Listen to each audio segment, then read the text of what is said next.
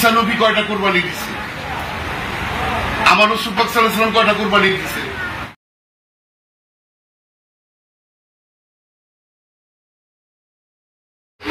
একমাত্র আমার রাসূল পাক দেখা গেছে হেরা পর্বতে। উনার কিন্তু ধ্যান সাধনা করার প্রয়োজন ছিল না, উনি জন্মের আগের থেকেই নবী, উনার নূরে সকলের সৃষ্টি।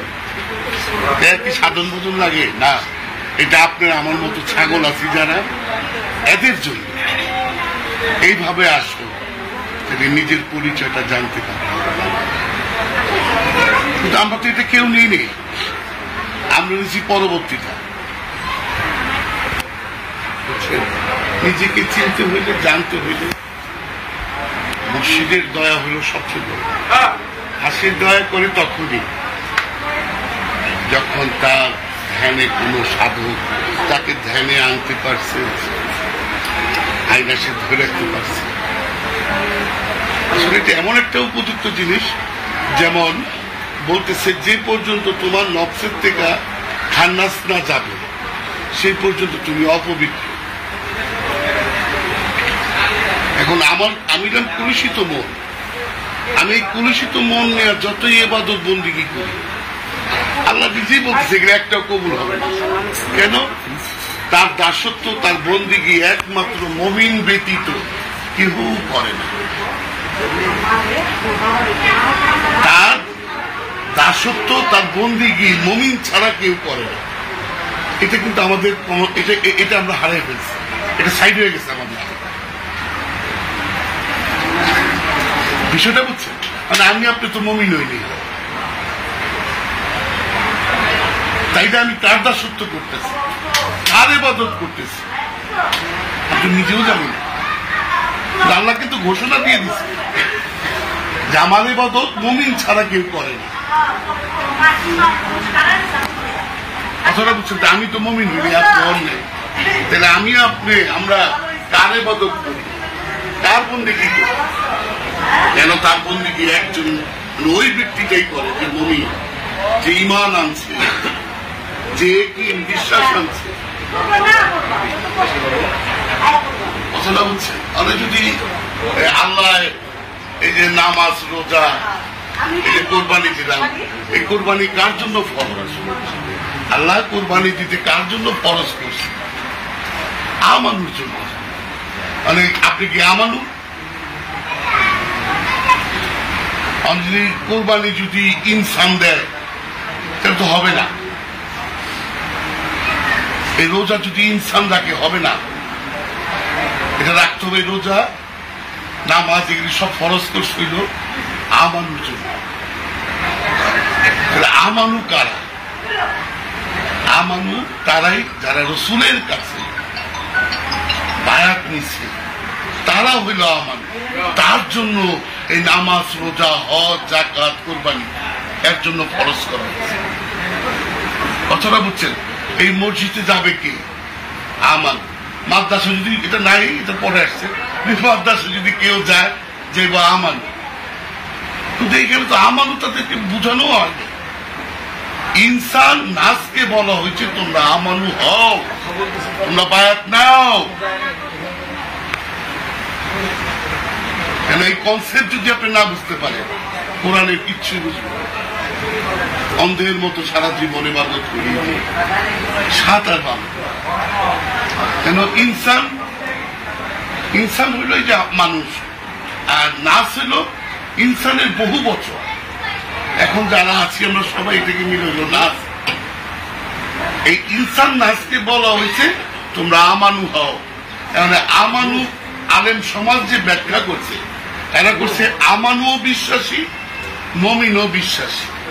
তাহলে আমানু কেমন বিশ্বাসী? এই আপনার প্রতি বিশ্বাস আছে, এই নাই, এই আছে, এই নাই, এর জন্য আমরা আমানু। কথাটা বুঝছেন? এই আমানুকে বলছি ইমান আনার জন্য। মানে আমি নামাজ করি, রোজা করি, হজ করি, যাকাত দিই, কোরবানি করি, কিন্তু আমার ইমান আনে, আমার একই আসে। এইগুলি তো আমি কিনে করতেছি। আমার আগে আমার ইমান আনতে হবে। যা করতেছি আমি তোমার প্রতি, আমার রসুলের প্রতি, রসুল মানে আমার মুর্শিদের প্রতি, আমার পীরের প্রতি, আমার গুরুর প্রতি আমার ঈমান আনতে হবে, এবং তার কাছে বায়াত নিতে হবে, তার কাছে আমার ঈমান আনতে হবে। আবার এই যে কইবেন যে একটা গুলি মেরে গেলাম, যে ঈমান আমি আনলাম, আমি তো ঈমান আনছি না। এই যে তুমি যে ঈমানের লেগে ডাক্তার সোতারে, এই ডাকের জব তোমার এইখান থেকে আসে। যেদিন এইখান থেকে তুমি জব পাবা তোমার ডাকে, সেদিন তুমি মুমিন হইবে।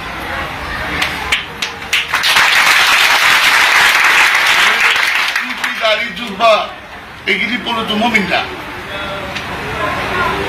এটা হচ্ছে মুমিন যে একটা কার্ডিং আছে, লেবাস আছে, ব্যাস আছে, ওইটাই আছে, কিন্তু একটা মধ্যে ঈমান নাই। মানে আমি এইগুলি করলে যদি আমার ঈমানই না থাকে, আমি এগুলি করে কি পাবো? আমি পাবোটা কি? আমি তো আশায় পড়ি, আমি আশায় পড়ি। সত্যিকার অর্থে কি যে হ্যাঁ, যে এই বিষয়গুলি বুঝতে হবে, বিষয়টা বুঝছে, এই বিষয়গুলি বুঝতে হবে।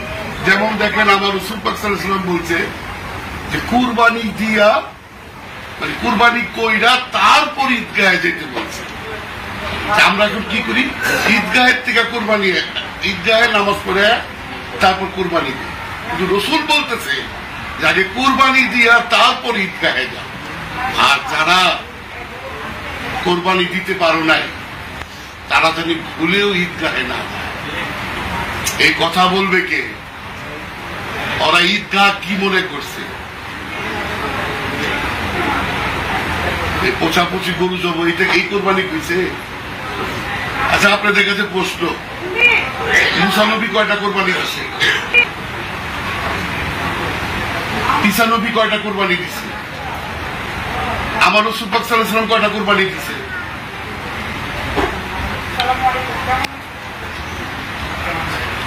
কয়টা দিছে? এখন যে ইতিহাসে আছে কোরবানি দিছে। এখন কোরবানি যদি তোমরা গরুরে বুঝিয়ে দাও তাইলে তো আর সম্ভব না, হাকিকতটা তো পাওয়া যাবে না, যেটা সত্য, যেটা রিয়েলটা পাইবা, ওই রিয়েলটা তোমার কাছে আসলো না। বললো কোরবানি দিয়া, আগে কোরবানি দাও, নফসের থেকে খান্নাস সরাও। নফসের থেকে যখন খান্নাস রূপী শয়তানদের তারাই দিতে পারবা, তখন তুমি শুদ্ধ হইবে। আর ঈদগাহ কি বুঝেছে জানেন? ওই ঈদগাহ কি সবাই দেখতে পারে? ওই ঈদগাহের নাম হইল মোকামে মাহমুদা।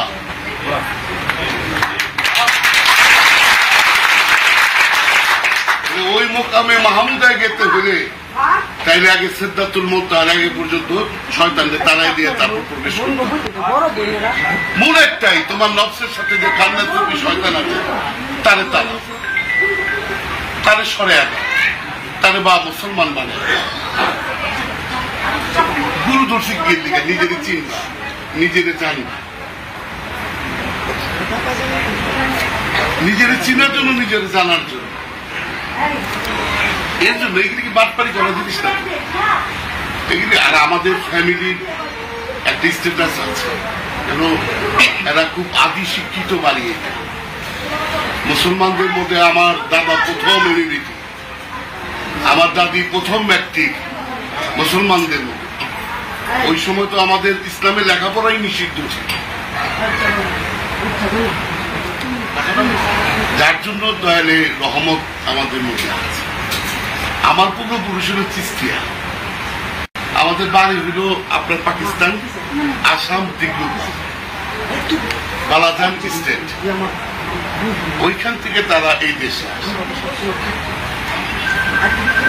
বিষয়টা হচ্ছে সত্যটা অনেক জটিল, অনেক জটিল। যেমন আমরা একটা বলি না, রমজান মাসে বেজরাইতে, মানে এই বেজরাইতটা কি বুঝলেন আপনারা?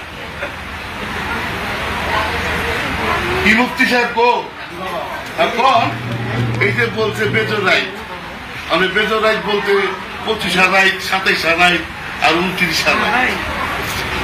আসলে কি এই বেজরাইতের কথা কইছে?